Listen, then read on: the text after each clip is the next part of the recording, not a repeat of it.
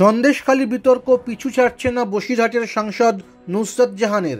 প্রায় ১.৫ মাস ধরে উত্তপ্ত থাকা সন্দেশখালীতে সাংসদ নুসরতের অনুপস্থিতি চোখে পড়েছিল বিরোধীদের। এলাকাবাসীর কাছে যখন তার প্রয়োজন সবথেকে বেশি, তখন বসিরহাট লোকসভা কেন্দ্রের এই দ্বীপাঞ্চলে পা পড়েনি তার। সেই নিয়ে এবার নুসরতকে খোঁচা দিলেন যুব তৃণমূলের সভানেত্রী সায়নী ঘোষ।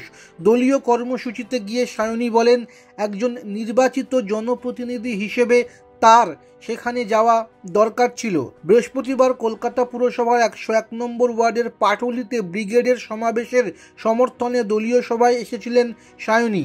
তার সঙ্গে মঞ্চে উপস্থিত ছিলেন নবনির্বাচিত তৃণমূলের রাজ্যসভার সাংসদ সাগরিকা ঘোষ, সুস্মিতা দেব এবং স্থানীয় তৃণমূল কাউন্সিলর বাপ্পাদিত্য দাশগুপ্ত। সেই সভায় সায়নী বলেন, নুসরত জাহানের সন্দেশখালীর মানুষের পাশে দাঁড়ানো উচিত ছিল। একজন নির্বাচিত জনপ্রতিনিধি হিসেবে তার সেখানে যাওয়ার দরকার ছিল। তবে তিনি যেহেতু নির্বাচিত, তাই নিজের কেন্দ্রে যাবেন কিনা সেটা তার সম্পূর্ণ ব্যক্তিগত ব্যাপার।